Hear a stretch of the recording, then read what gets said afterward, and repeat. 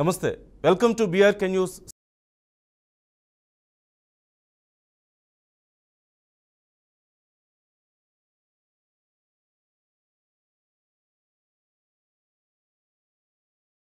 Election schedule release తర్వాత తెలంగాణలో politics హాట్గా సాగుతున్నాయి. అన్ని పార్టీలు ఈ ఎన్నికలను ప్రతిష్టాత్మకంగా తీసుకున్నాయి. అధికార కాంగ్రెస్ ప్రతిపక్ష బీఆర్ఎస్ బీజేపీల మధ్య త్రిముఖ పోటీ కనిపిస్తోంది. అన్ని నియోజకవర్గాల్లోనూ హోరాహోరీ ప్రచారం సాగుతోంది. ఈ పరిస్థితుల్లో గులాబీ పార్టీ కొత్త సమస్యను ఎదుర్కొంటోంది. లోక్సభ కంటే ముందు శాసన మండలి ఉప ఎన్నికను ఎదుర్కోవాల్సి వస్తోంది. ఈ నెల 28న జరగబోయే మహబూబ్ నగర్ స్థానిక సంస్థల ఎమ్మెల్సీ ఎన్నికల్లో గెలవడానికి బీఆర్ఎస్ వ్యూహాత్మకంగా అడుగులు వేస్తోంది.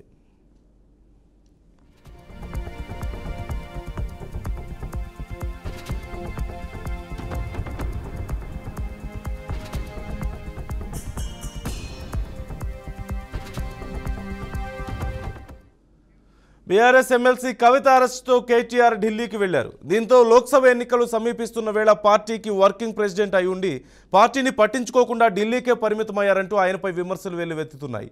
ఈ నేపథ్యంలో ఒక్కసారిగా కేటీఆర్ గోవాలో ప్రత్యక్షమయ్యారు. గోవాలో బీఆర్ఎస్ జెడ్పీటీసీలు ఎంపీటీసీలు కౌన్సిలర్లతో కేటీఆర్ సోమవారం సమావేశమయ్యారు. ప్రస్తుతం ఈ విషయం రాష్ట్ర వ్యాప్తంగా చర్చనీయాంశంగా మారింది. సిట్టింగ్ ఎమ్మెల్సీ స్థానాన్ని నిలబెట్టుకోవాలని, ఎవరికి ఎలాంటి ఇబ్బందులు రాకుండా పార్టీ చూసుకుంటుందంటూ హామీ ఇచ్చినట్లుగా విశ్వసనీయ వర్గాల సమాచారం.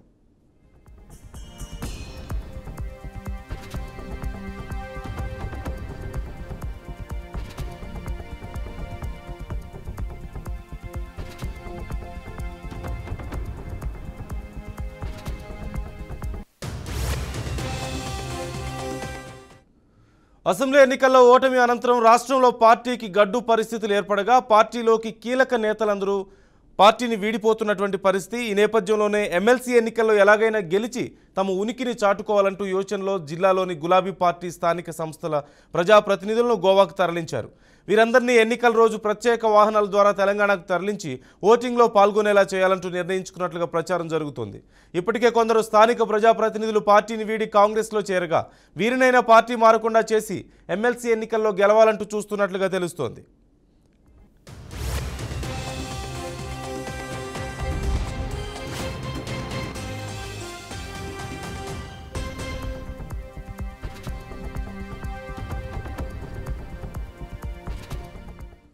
అయితే పార్లమెంట్ ఎన్నికల కంటే ముందు ఎమ్మెల్సీ ఎన్నికకు నోటిఫికేషన్ రావడంతో సిట్టింగ్ స్థానంగా ఉన్న ఈ ఎమ్మెల్సీ ఎన్నికల్లో ఓడిపోతే పరువు పోతుందంటూ భావించిన బీఆర్ఎస్ నేతలు గెలుపు కోసం తీవ్ర కసరత్తులు చేస్తున్నారు.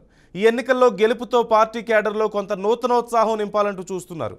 పార్లమెంట్ ఎన్నికల్లో గెలుపుకై కృషి చేసేలా ప్రోత్సహించాలని యోచనలో కేటీఆర్ ఉన్నారంటూ పార్టీ వర్గాల్లో విస్తృత ప్రచారం జరుగుతోంది.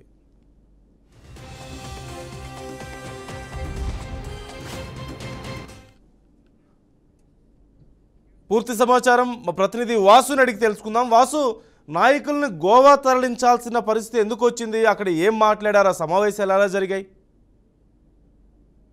ప్రధానంగా Mahabubnagar local body MLC ఎన్నికకు సంబంధించి ఈ నెల 28వ తేదీన పోలింగ్ జరగనుంది. అయితే ఈ పోలింగ్ లో ఓటర్లుగా ఉన్నటువంటి స్థానిక సంస్థలకు సంబంధించిన ఎవరైతే ప్రతినిధులు ఉన్నారో వాళ్ళందరూ ఆయా పార్టీలు, ఇప్పుడు ప్రధానంగా కాంగ్రెస్ అట్లాగే బీఆర్ఎస్ పార్టీల మధ్య ఈ పోటీ నెలకొన్నది. కాంగ్రెస్ పార్టీ నుంచి ఆల్రెడీ అంటే కాంగ్రెస్ లో చేరారు అంతకుముందు గెలిచిన ఎమ్మెల్సీ అభ్యర్థి కసిరెడ్డి నారాయణ రెడ్డి. ఆయన కల్వకుర్తి నుంచి ఎమ్మెల్యేగా పోటీ చేసి గెలుపొందారు. ఆయన స్థానంలో ప్రస్తుతం ఎన్నికలు జరగబోతున్నాయి. కాంగ్రెస్ కు సంబంధించి మన్నే జీవన్ రెడ్డి బరిలో ఉన్నారు. అట్లాగే బీఆర్ఎస్ నుంచి మహబూబ్నగర్ మాజీ ZP vice chairman Naveen Reddy బరిలో ఉన్నారు. వీరిద్దరి మధ్య పోటీ నెలకొంది. ఇండిపెండెంట్ అభ్యర్థి ఎంపీటీసీల అధ్యక్షుడు ఆయన గడిల కుమార్ గౌడ్ ఆయన నిలబడ్డారు. అయితే రేవంత్ రెడ్డి ఆయనతో మంత్రాలు జరిపిన తర్వాత ఆయన పోటీ నుంచి విరమించుకున్నారు. ప్రస్తుతం ఇప్పుడు బీఆర్ఎస్ కు సంబంధించి ఎన్నిక అనేది చాలా ప్రతిష్టాత్మకంగా మారింది. ఎందుకంటే గత అసెంబ్లీ ఎన్నికల్లో ఓటమి పాల్గొవటం తర్వాత ఆ జిల్లాలో కూడా మహబూబ్నగర్ జిల్లాలో దాదాపుగా 14 నియోజకవర్గాలు ఉంటే 12 నియోజకవర్గాల్లో కాంగ్రెస్ పార్టీ గెలిచింది. 2 నియోజకవర్గాలు గద్వాల్, అలంపూర్, ఈ 2 నియోజకవర్గాల్లోనే బీఆర్ఎస్ గెలిచింది. ఇప్పుడు ఈ లోకల్ బాడీ ఎమ్మెల్సీకి సంబంధించి ప్రతిష్టాత్మకంగా మారింది. కేటీఆర్ దీన్ని ప్రతిష్టాత్మకంగా తీసుకున్నారు. క్యాంపు రాజకీయాలు మొదలయ్యాయి. ఈ నెల 28వ తేదీ వరకు, అంటే ఈ నెల 27 అర్ధరాత్రి వరకు ఈ క్యాంపు రాజకీయాలు జరిగే అవకాశం ఉంది. ప్రస్తుతం జిల్లాలో 1439 మంది ఓటర్లు ఉన్నారు. ఈ వీరిలో 19 మంది ఉన్నారు. మిగతా వాళ్ళు మనం ఎంపీటీసీలు తీసుకుంటే 8,888, అట్లాగే కౌన్సిలర్లు 449, జెడ్పీటీసీలు 83, ఎక్స్ అఫిషియో 19, మొత్తం 1439 ఉన్నారు. దీంట్లో ఎక్స్ అఫిషియో తీసేస్తే 1420 మంది ఓటర్స్ ఉన్నారు. దీంట్లో ప్రధానంగా బీఆర్ఎస్ కి సంబంధించిన వాళ్ళే ఎక్కువగా ఉన్నారు. వాళ్ళని గోవాకి క్యాంపు రాజకీయాలు మొదలయ్యాయి. కేటీఆర్ ఈ గోవాకి తీసుకెళ్లారు. చాలా మంది ఈ లోకల్ బాడీ ఎవరైతే రిప్రజెంటేటివ్ వాళ్ళు ఉన్నారో వాళ్ళందరినీ కూడా తీసుకెళ్లే ప్రయత్నం చేస్తున్నారు. మరికొంతమందిని ఊటీకి, అలాగే మరికొంతమంది సంబంధించి మిగతా ప్రాంతాలకు తరలించే ప్రయత్నం చేస్తా ఉన్నారు. అయితే ఇప్పుడు కేటీఆర్ ఎవరైతే ఈ క్యాంపు రాజకీయాలని అటు మాజీ మంత్రి శ్రీనివాస్ గౌడ్ గాని నాగర్ కర్నూలు లోక్సభ అభ్యర్థిగా ప్రకటించిన ఆర్ఎస్ ప్రవీణ్ వీళ్ళు కూడా ఈ క్యాంపు రాజకీయాల్లో ఉన్నట్టుగా ఇన్ఫర్మేషన్ ఉంది. ప్రధానంగా పార్టీ గెలుపుకు ఈ ఎన్నిక అనేది చాలా కీలకము. ఈ ఎన్నిక ద్వారా బీఆర్ఎస్ పార్టీకి మళ్ళీ జీవం పోసేలా ఉండాలి. అట్లాగే మీ సమస్యలు ఏదైతే ఉన్నాయో ఆ సమస్యలన్నీ కూడా తాము పరిష్కరిస్తాము. కానీ ఈ ఎన్నిక, ఈ లోకల్ బాడీ ఎమ్మెల్సీ అనేది ఖచ్చితంగా బీఆర్ఎస్ పార్టీ మనకే మెజారిటీ ఉంది కాబట్టి గెలవాలనేది కేటీఆర్ నిన్న వారికి ఆ సమావేశంలో చెప్పిన మాటలు. అంటే ఓవరాల్ గా బీఆర్ఎస్ కు సంబంధించి గతంలోనే ఈ ఎమ్మెల్సీ స్థానం బీఆర్ఎస్ ఖాతాలోనే ఉంది. ఇప్పుడు కూడా నిలబెట్టుకోవడం అనేది బీఆర్ఎస్ పార్టీకి చాలా కీలకం. ఎందుకంటే దీంట్లో ఓడిపోతే అంటే చాలా మంది మెజారిటీ దాదాపు 65 to 70% బీఆర్ఎస్ వాళ్ళే ఉన్నారు. ఈ లోకల్ బాడీకి సంబంధించి ఓడిపోతే మాత్రం బీఆర్ఎస్ కి చాలా పెద్ద ఎదురు దెబ్బగానే రాజకీయ వర్గాల్లో చర్చ జరుగుతుంది. పార్టీకి కూడా ఆ రకంగా క్యాడర్ కూడా డీలా పడే అవకాశం ఉంది. దీన్ని గమనించిన బీఆర్ఎస్ అధినాయకత్వం ఈ క్యాంపు రాజకీయాలకి శ్రీకారం చుట్టింది. ఊటీ అట్లాగే ఈ గోవా ఈ రెండు ప్లేసుల్లో ఇప్పుడు క్యాంపు రాజకీయాలు నడుస్తా ఉన్నాయి. ఈ నెల 27 అర్ధరాత్రి వరకు ఆ క్యాంపు రాజకీయాల నుంచి డైరెక్ట్ గా 29 ఉదయం ఏదైతే పోలింగ్ జరుగుతుందో ఆ రోజుకి తీసుకొచ్చే విధంగా ఈ క్యాంపు రాజకీయాలు నడిపిస్తున్నారు. నందు ఓకే, అంటే ఆయా పార్టీల మరి ప్రిపరేషన్స్ ఎలా ఉన్నాయి? ఖచ్చితంగా బీఆర్ఎస్కు ఇది చాలా కీలకమైనటువంటి ఎన్నికనే చెప్పాలి. సిట్టింగ్ అవడం ఒకటైతే, మరోవైపు పార్లమెంట్ ఎన్నికల సమయం దగ్గరలో ఉంది కాబట్టి ఖచ్చితంగా ఇది చాలా కీలకమనే చెప్పొచ్చు. వాళ్ళ జాగ్రత్తల్లో వాళ్ళు ఉన్నారు. మరి మిగతా పార్టీల పరిస్థితి ఏంటి? ఎవరి ప్రిపరేషన్స్ ఎలా ఉన్నాయి? నందు ఇప్పుడు ఉన్నది రెండు పార్టీలే బరిలో ఉన్నది. కాంగ్రెస్ పార్టీ నుంచి మన్న జీవన్ రెడ్డి, అట్లాగే ఇప్పుడు బీఆర్ఎస్ నుంచి నవీన్ కుమార్ రెడ్డి, వీరిద్దరు బరిలో ఉన్నారు. ఆల్రెడీ బీఆర్ఎస్ కి మెజారిటీ స్థానాలు బీఆర్ఎస్ కే ఉన్నాయి. ఎందుకంటే గత ప్రభుత్వంలో వాళ్ళకి కాంగ్రెస్ అధికారంలో ఉంది కాబట్టి మరి వారి ప్రయత్నాలు ఏం లేవా? అంటే ఆ భయంతోనే ఇప్పుడు వీరు తరలించారని చూడొచ్చు అంటారా?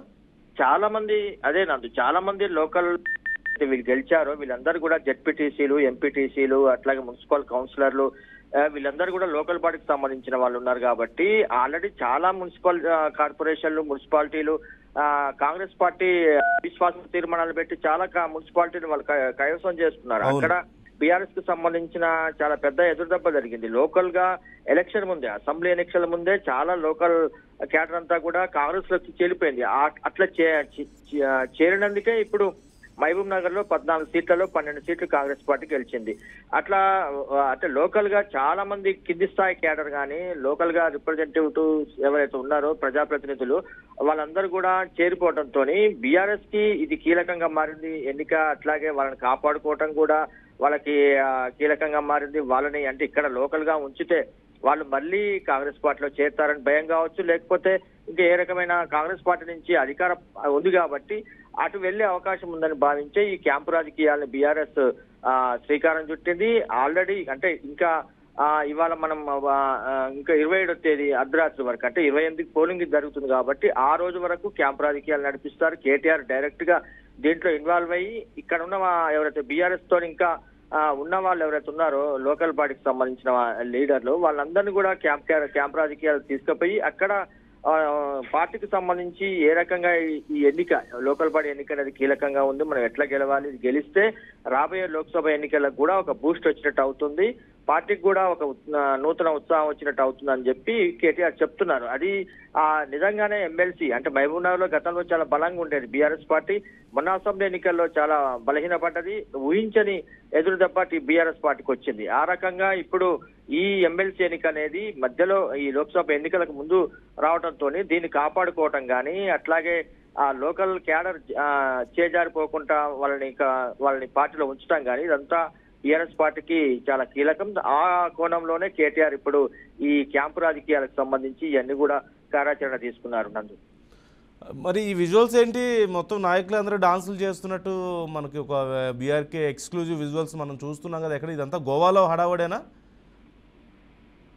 గోవాలో ఇప్పుడు వాళ్ళకి బోర్ కొట్టకుండా ఏదైనా సాంస్కృతిక కార్యక్రమాలు అట్లాంటివి పెట్టి ఉండవచ్చు.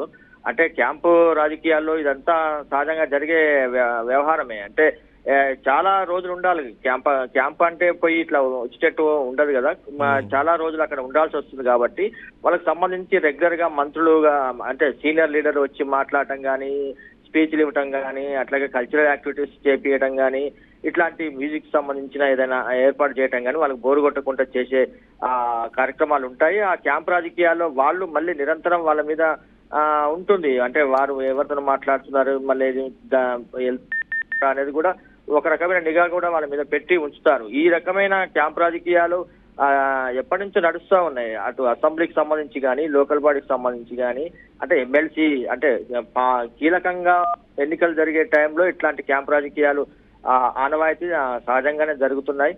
ఆ భాగంలోనే ఇప్పుడు ఈ మహబూబ్ నగర్ ఎన్నిక అనేది బీఆర్ఎస్ కి అంటే ఓటర్లు ఉన్నారు, బీఆర్ఎస్ పక్షాన్నే మెజారిటీ ఓటర్లు ఉన్నారు, వాళ్ళందరినీ కాపాడుకోవటం అనేది బీఆర్ఎస్ కి ఇప్పుడు చాలా కీలకంగా మారింది, ప్రతిష్టాత్మకంగా మారింది. అది వాళ్ళని క్యాంప్ రాజకీయాల ద్వారా నేరుగా పోలింగ్ కేంద్రానికే తీసుకొస్తారు. మధ్యలో మళ్ళీ వాళ్ళని ఎటు తీసుకెళ్లే అవకాశం ఉండదు. డైరెక్ట్ గా పోలింగ్ కేంద్రానికే తీసుకొచ్చి ఓటు వేసేంత వరకు వాళ్ళని వీళ్ళే సీనియర్ లీడర్లే వాళ్ళు పహారా గాయటం కానీ, వాళ్ళని ఎట్టుకోకుండా చూడటం కానీ, ఇవన్నీ కూడా జరిగే కార్యక్రమాలే. దాంట్లో భాగంగానే దీన్ని మనం చూడాల్సి ఉంటుంది. అంటే మేజర్ గా ఎవరు కేర్ తీసుకుంటున్నారు ఇప్పుడు ఈ క్యాంపు రాజకీయాల విషయంలో కానీ, లేదంటే రేపు పార్లమెంట్ ఎన్నికలకు సంబంధించి కానీ మేజర్ గా కీ రోల్ ఎవరు పోషిస్తున్నారు? వైపు కవిత అక్కడ రిమాండ్లో ఉండడం, ఈ నేపథ్యంలో ఆ న్యాయ పోరాటం కొనసాగుతోంది, కుటుంబ సభ్యులు, ముఖ్య నాయకులు, టాప్ నాయకులు ఆ పనిలో కొంత నిమగ్నమై ఉన్నారు. మరి ఈ సమయంలో ఎవరు ప్రధానంగా ఎవరెవరు కేర్ తీసుకుంటున్నారు, ఎలా మేనేజ్ చేసుకోగలుగుతున్నారు? అంటే ఇప్పుడు ఆ బీఆర్ఎస్ పార్టీకి మెయిన్ గా వర్కింగ్ ప్రెసిడెంట్ కేటీఆర్ ఉన్నారు కాబట్టి ఆయనే ఇదంతా వ్యవహారాలు చూస్తా ఉన్నారు. హరీష్ రావు కూడా, మాజీ మంత్రి హరీష్ రావు కూడా దీంట్లో యాక్టివ్ గా పనిచేస్తున్నారు. కాకపోతే హరీష్ రావుకి మహబూబ్ నగర్ పాలిటిక్స్ మీద అంత అంటే ఆయన అంత ఇన్వాల్వ్ కాలేదు మొదటి నుంచి. కేటీఆర్ ఈ మహబూబ్ నగర్ కానీ, గ్రేటర్ హైదరాబాద్ కానీ, అట్లాగే కరీంనగర్, చాలా జిల్లాలు, ఖమ్మం కానీ, ఇవన్నీ కూడా కేటీఆర్ అక్కడ రాజకీయాల్ని ఆయన ప్రత్యక్షంగా పర్యవేక్షించారు. ఆ కోణంలోనే ఇప్పుడు మహబూబ్ నగర్ జిల్లాకు సంబంధించి లోకల్ బాడీ ఎలక్షన్ కాబట్టి ఆయనకి అక్కడ గ్రిప్ ఉంది.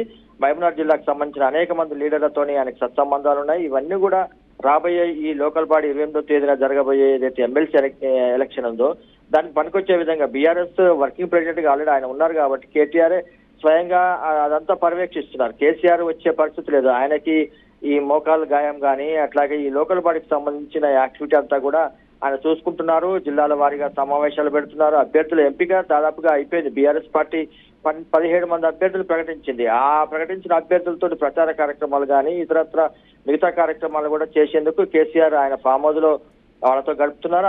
ఆ పనుల్లో ఆయన బిజీగా ఉన్నారు. మెయిన్ గా ఇప్పుడు ఈ జరగబోయే ఈ మహబూబ్ నగర్ లోకల్ బాడీకి సంబంధించి ఈ ఎన్నికకు కేటీఆర్ కీలకంగా ఆయన వ్యవహరిస్తున్నారు. ఆయన పార్టీకి సంబంధించి యాక్టివిటీ అంతా ఆయన చూస్తున్నారు. ఈ క్యాంపు రాజకీయాలు కూడా ఆయన నేరుగా ఇన్వాల్వ్ అయ్యి గోవాకి తీసుకెళ్లటం కానీ, ఊటికి తీసుకెళ్లటం కానీ, మిగతా ఏదైతే పర్యాటక ప్రాంతాలు ఉన్నాయో అక్కడ ఈ క్యాంపు రాజకీయాలకు సంబంధించి ఏర్పాట్లు చేశారు. మెయిన్ గా గోవాలో కేటీఆర్ ఇన్వాల్వ్ అయ్యి అక్కడ చేస్తున్నట్టుగా సమాచారం ఉంది. లీడర్లను కూడా అంటే మెజారిటీ స్థానాలు ఉన్నా కూడా వాళ్ళని కాపాడుకోవటము, డైరెక్ట్ గా పోలింగ్ కేంద్రానికి తీసుకొచ్చి వాళ్ళతో ఓటు వేపియటం అనేది కూడా కీలకంగా మారింది. కాబట్టి బీఆర్ఎస్ చాలా ప్రతిష్టాత్మకంగా తీసుకుంది. కేటీఆర్ ఈ వ్యవహారం అంతా కూడా చూస్తున్నారు. లోకల్ మంత్రి, మాజీ మంత్రి శ్రీనివాస్ గౌడ్ కానీ, అట్లాగే మాజీ మంత్రి నిరంజన్ రెడ్డి, అక్కడ లోకల్ కి సంబంధించిన లీడర్లు, ఇటీవల బీఎస్పీ నుంచి బీఆర్ఎస్ లో చేరిన నాగర్ కర్నూలు నుంచి పోటీ చేస్తున్న ఆర్ఎస్ ప్రవీణ్ కుమార్ కానీ, వీళ్ళందరూ కూడా ఈ క్యాంపు రాజకీయాలకు సంబంధించిన ఏర్పాటు చూస్తున్నారు. అక్కడ లీడర్లతో మాట్లాడుతున్నారు. వాళ్ళని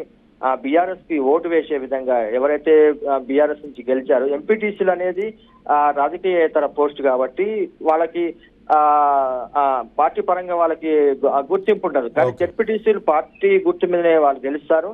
వాళ్ళకి పార్టీ పరంగానే వాళ్ళకి ఉంటుంది, సంబంధం ఉంటుంది. ఎంపీటీసీలు పార్టీలో ఉన్నా కూడా వాళ్ళకి ఎన్నికల్లో వాళ్ళకి సింబల్ ఉంటుంది కాబట్టి వాళ్ళు ఇండిపెండెంట్ గానే వాళ్ళని గుర్తిస్తారు. ఇదంతా కూడా ఈ మహబూబ్నగర్ కి సంబంధించి చూడాలి. మరి క్యాంప్ రాజకీయాల తర్వాత వీళ్ళు నిజంగానే బీఆర్ఎస్ పార్టీ అనుకున్నట్టుగా అక్కడ ఎమ్మెల్సీ సీట్లో ఏ రకమైన పోటీ ఇస్తారనేది చూడాల్సి ఉంటుంది. నందు. Right, thank you Vasu. ఇదే అంశానికి సంబంధించి మరింత సమాచారం మా ప్రతినిధి వెంకటేష్ అడిగి తెలుసుకుందాం. వెంకటేష్, గ్రౌండ్ లెవెల్లో ప్రిపరేషన్స్ ఏ విధంగా ఉన్నాయి? అంటే వారి పార్టీకి సంబంధించిన ఓట్లు వేయాల్సిన వాళ్ళందరినీ గోవాకు తీసుకువెళ్లారు, అక్కడే క్యాంపు రాజకీయాలు మనం చూస్తూనే ఉన్నాం. మరి నియోజకవర్గాల్లో పరిస్థితి ఏంటి, ఎలా ఉన్నాయి ప్రిపరేషన్స్? నందు, మహబూబ్నగర్ ఉమ్మడి మహబూబ్నగర్ జిల్లాకు సంబంధించినటువంటి స్థానిక సంస్థల ఎమ్మెల్సీ ఉప ఎన్నిక ఈ నెల 28వ తేదీన జరుగుతున్నది. పోలింగ్ కేంద్రాలు అన్ని దాదాపుగా జిల్లా వ్యాప్తంగా కూడా 10 పోలింగ్ కేంద్రాలను కూడా ఏర్పాటు చేయడం జరిగింది. ఇప్పటికే జిల్లా కలెక్టర్ కూడా అన్ని చర్యలు తీసుకునే అధికారులకు కూడా పలు సూచనలు కూడా చేయడం జరిగింది. అయితే ఈ అధికారులకు సంబంధించినటువంటి ఇవన్నీ ఒక ఎత్తు అవన్నీ కార్యక్రమం జరుగుతున్నప్పటికీ కూడా మనం పొలిటికల్ గా ఒకసారి మార్చుకుంటే మాత్రం పొలిటికల్ గా మాత్రం మహబూబ్నగర్ ఏదైతే మహబూబ్నగర్ ఉమ్మడి మహబూబ్నగర్ జిల్లా ఉందో చాలా హీట్ ఎక్కింది. ఇప్పుడే అంటే పార్లమెంట్ ఎన్నికలు రాకముందే ఎమ్మెల్సీ ఎన్నికల్లోనే ఇరు పార్టీలు గట్టిగా పోటీ పడుతున్నాయి. అంటే బీఆర్ఎస్ కాంగ్రెస్ పార్టీ గట్టిగా పోటీ పడుతున్నాయి. ఎమ్మెల్సీ ఉప ఎన్నిక స్థానాన్ని ఏదైతే ఇంతకు ముందు బీఆర్ఎస్ పార్టీ గెలుచుకుందో ఆ స్థానాన్ని తిరిగి గెలుపొందాలనే ఉద్దేశంతో ఒకవైపు బీఆర్ఎస్ పార్టీ, అట్లాగే కాంగ్రెస్ పార్టీ మాత్రం ఈ సీట్ ని మనం కొత్తగా గెలుచుకుంటేనే రేపు పార్లమెంట్ ఎన్నికల్లో మనకు మరిన్ని గెలిచే అవకాశాలు, అంటే ఇక్కడ మహబూబ్నగర్ అట్లాగే నాగర్కర్నూలు పార్లమెంట్ నియోజకవర్గం కూడా గెలిచే అవకాశం ఉంటుంది.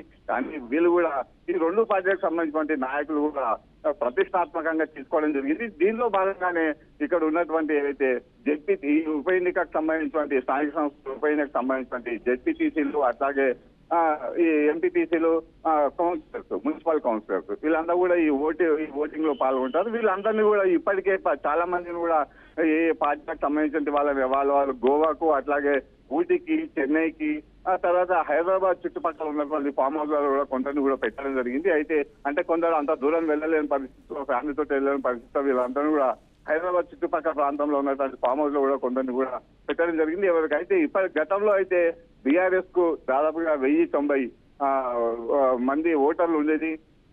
ప్రస్తుతానికి మొత్తం 1439 ఓట్లలో 1090 ఓట్లు బీఆర్ఎస్ కు ఉండేది. అయితే ప్రస్తుతానికి మాత్రము మున్సిపల్ కౌన్సిలర్లు, తర్వాత పలు జెడ్పీటీసీలు, ఎంపీటీసీలు కూడా కాంగ్రెస్ ప్రభుత్వం ఏర్పడ్డ తర్వాత వాళ్ళంతా కూడా చాలా మంది కూడా కాంగ్రెస్ లోకి చేయడం జరిగింది.